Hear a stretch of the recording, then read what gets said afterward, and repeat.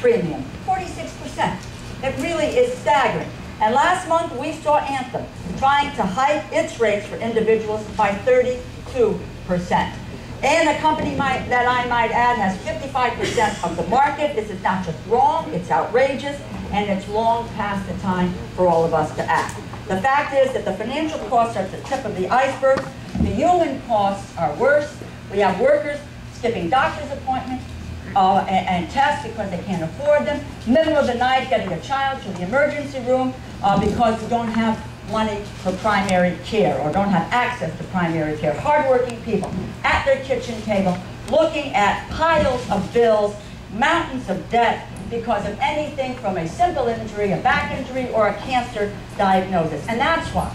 That's why we're here. That's why people in the Congress and in the administration are working to try to get health insurance reform passed. It is the first goal. We need to fix health insurance, lower health care costs, and we need to do it now. We need a strong public plan to hold down health insurance premiums for small businesses, because the fact is we can no longer afford the tremendous cost of doing nothing.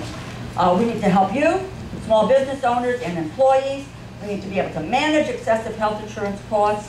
What does the legislation look like for small business? And I'll be very brief because it will be explained. We want to have, first of all, we want to have a health plan that stops the bleeding, stabilizes the cost of insurance for small businesses by giving them access to a new health insurance exchange. We want to give small business access to what large employers have enjoyed for years, large group rates, lower administrative costs, and greater transparency.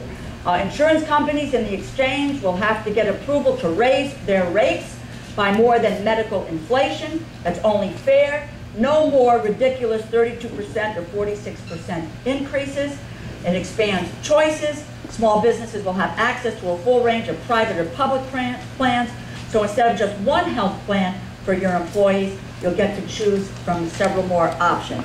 It says insurers can no longer punish small businesses that have 1 or 2 employees who have had the misfortune of getting sick and deals with pre-existing conditions. Wants to ensure that small businesses are protected, giving them a tax credit to help them to purchase coverage. You have a payroll that is 500% or less, exempt from the pay or play regulation. We can talk specifics, as I said during the conversation. We need to hear your perspectives, both employers and employees, on a very important issue.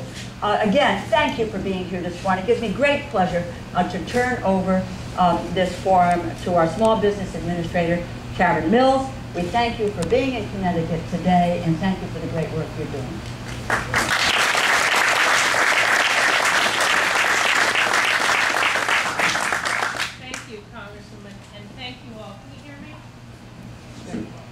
Well, thank you all for being here.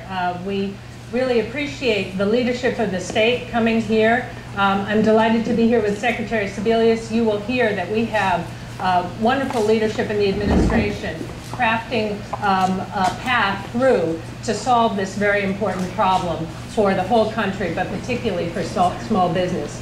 We have a great champion in Senator Dodd on health care and for the 330,000 small businesses here in this state. Thank you very much, Senator, for being here.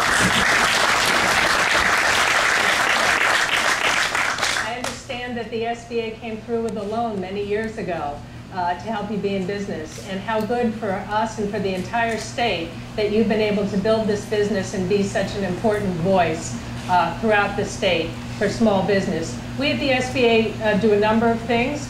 We are providing loans, and I'm happy to say that here in the state of Connecticut, our loan volume is up 63% from the weeks before the Recovery Act. So we have banks back in business providing credit because in the Recovery Act, we were able, through the great work of Congress and the administration, to increase our loan guarantees to 90%, reduce most of the fees, and get liquidity and credit back to the small businesses who need it. And they need it to get through these difficult times, but they also have an important concern that we're here today to talk about, and that's healthcare.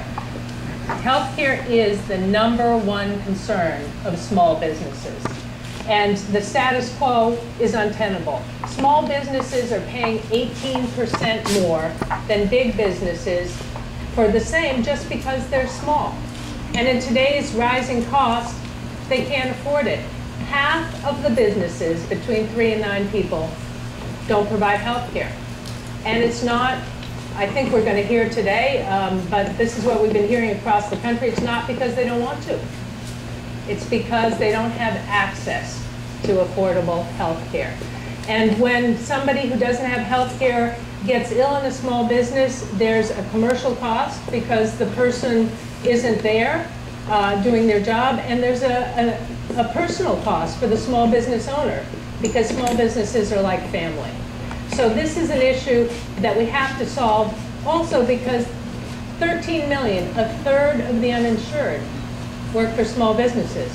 So we can't actually address the problem of the uninsured unless we address health care for small businesses. And we know that small businesses are the engine that's going to lead us out of this recession, and it's going to be the foundation stone for how we create good paying jobs in the economy. So we have to make sure that small businesses are viable. And we know that one of the key pieces of that, because they tell us, and you're going to tell us today, what you all think. We know that healthcare, access to affordable healthcare is the #1 priority for small businesses. Half the people in this country own a